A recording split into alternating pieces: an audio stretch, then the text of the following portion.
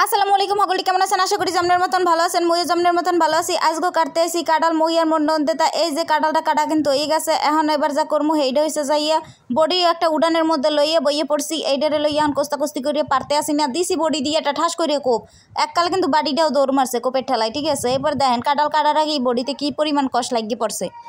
এই কষ উড়াইতে যে মোর রথ বাইরেইবে সেটা তো মুই বুঝে যাইতে আসি। তাই এখন এই যে বডি সামনের দিকে যায় পিছের দিকে টানা লাগে, এত কষ্ট করি বলে কাঁঠাল কাটন যায়। এরপর যাই হোক অনেক চেষ্টার পর এই যে সেলার সাহস করি হালাইছি।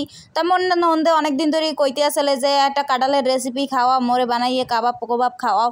তাই এখন যেহেতু শেখা চিনে নাই, এখন নতুন নতুন রেসিপির মগোদারে কে দেবে। এখন মোরা যেহেতু রেসিপির এখন পাই না, তাই নিজে কোদার দিয়ে অভিজ্ঞতা করেই কাঁঠালের রেসিপি করা লাগবে। লেগে করলাম কি, কাঁঠালটারে গোল গোল করে চাক্কার নান করে কাটতে আসি। এই যে এখন গোল গোল বেগুনের নান করে কাটতে লমু। তা এই যে বেগুনের নান করে কাটা হইতে আছে, কয়েকটা পিস কিন্তু হয়ে গেছে অলরেডি কাটা।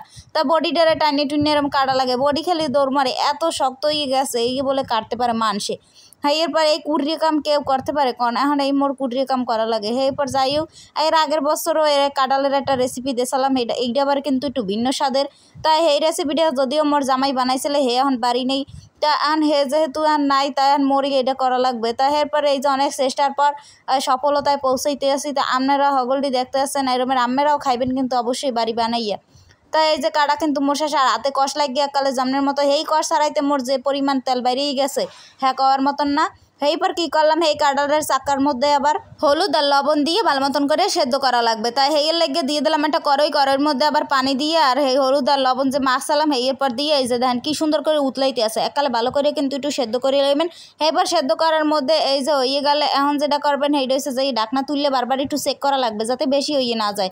হ্যাঁ, তো আবার ব্যাঙ্গে চুরে যাইবে। তারপরে এই যে হলা দিয়ে আবার এরমের একটু গুঁতা দিয়ে দেখতে আসি ভালো মতন যে সেদ্ধ টেদ্ধ হয়েছে কিনা। তারপর কিন্তু এই যে কাঁঠালের গোল্লাগুলা ভালো করে সেদ্ধ হয়ে গেছে। এখন কুর্তি দিয়ে ভালো করে উড়াইয়া হেয়ারে ঠান্ডা করে মধ্যের এই যে আতিগুলো থাকে না, হেয়ারে হালাইতে হইবে। তো এই আতিগুলো আগে যদি হালাইতাম তাহলে এত পরিশ্রম হইতে নাই। আতি হালাইতে যাই মোর কাঁঠাল অর্ধেকে গেছে ভাঙ্গে।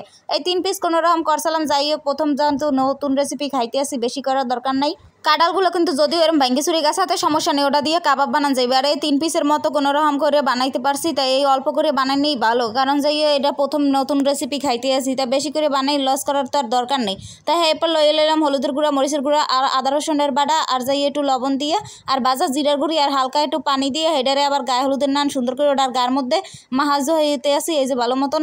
তাই মাহান্নে জোহান্নে হইয়ে গেলে এরপরে এই দেখেন এটার চেহারাটা এখন কেমন দেখাইতে আছে। আর এরপরে তেলের মধ্যে একটা কড়াইয়ের মধ্যে তেল লইয়ে এরপরে যাই এগুলোরে ভাজিয়ে লাইবেন। তাই মোর কিন্তু তিনোটাই প্রায় ভাজা হয়ে যাইতে আছে। আর লাইট হয়েছে যাই মোর পিছনে, এর লেগে যাই অন্ধকার দেখাইতে আছে। তাই এটা খাইতে কিন্তু অতটা বেশি ভালো লাগে না। যে যাই কোক মোদ্দারে কিন্তু বেশি ভালো লাগে না।